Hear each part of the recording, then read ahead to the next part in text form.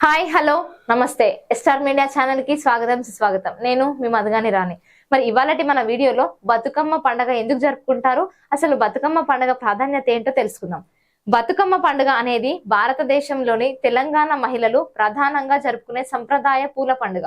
ఈ పండుగ తెలంగాణ యొక్క గొప్ప సాంస్కృతిక వారసత్వానికి చిహ్నం మరియు సాధారణంగా దసరా పండుగ సమయంలో చాలా ఉత్సాహంగా జరుపుకుంటారు. బతుకమ్మ చరిత్ర ఏంటో తెలుసుకుందాం. బతుకమ్మ అనే పదానికి మాతా దేవత జీవం పోసుకో అని అర్థం. పండుగ యొక్క మూలానికి సంబంధించి అనేక ఇతిహాసాలు కూడా ఉన్నాయి. జనాదరణ పొందిన కథలలో కొన్ని తెలుసుకుందాం.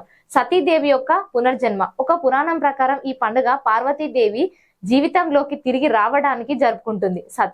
సతీదేవి తన తండ్రి దక్షిణ యాగంలో తనను తాను కాల్చుకున్న తర్వాత ఆమె పార్వతిగా పునర్జన్మ పొందింది. తెలంగాణ మహిళలు బతుకమ్మను ఆయురారోగ్యాలు, సంపదలు, శ్రేయస్సు కోసం పూజిస్తారు.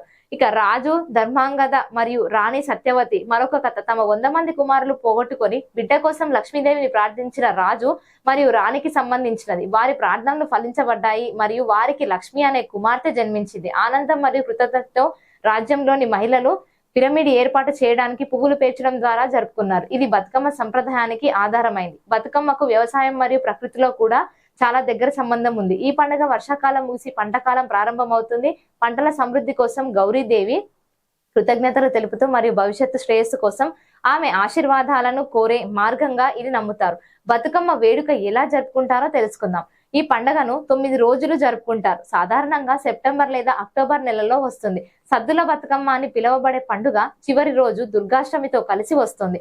స్త్రీలు మరియు బాలికలు గునుగ, తంగేడు, బంతి మరియు పూసలు వంటి కాలానుగుణ పూలను సేకరించి వాటిని గుడి గోపురాన్ని పోలి ఉండేలా వృత్తాకార అంచెల రూపంలో అమర్చి వెడల్పాటి ప్లేట్లలో వేస్తారు. ప్రతిరోజు మహిళలు సాయంత్రం గుమిగుడి సంప్రదాయ దుస్తులు ధరించి పురాణాలు మరియు ప్రకృతి నుండి వివిధ కథనాలు వివరించే జానపద పాటలు పాడుతూ బతుకమ్మ చుట్టూ నృత్యం చేస్తారు. ఈ పండుగ యొక్క ప్రాముఖ్యత ఏంటో చూద్దాం.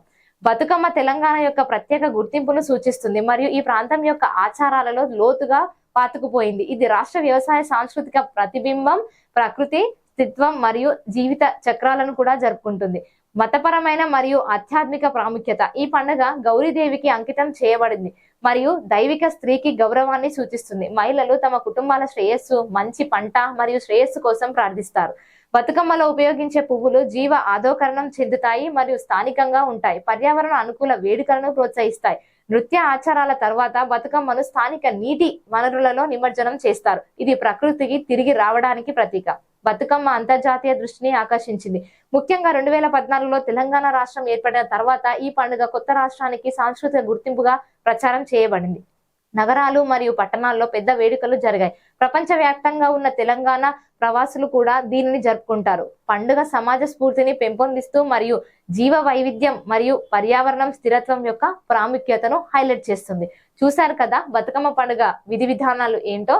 మరి వీడియో నచ్చినట్లయితే మన స్టార్ మీడియా ఛానల్ ని ఫాలో అవుతూ సబ్స్క్రైబ్ చేయండి మరియు వీడియోని లైక్ చేయండి, షేర్ చేయండి. కింద కనిపిస్తున్న కామెంట్ సెక్షన్ లో మీ విలువైన కామెంట్స్ ని మాకు రాసి పంపించండి. Please like, share and subscribe star media.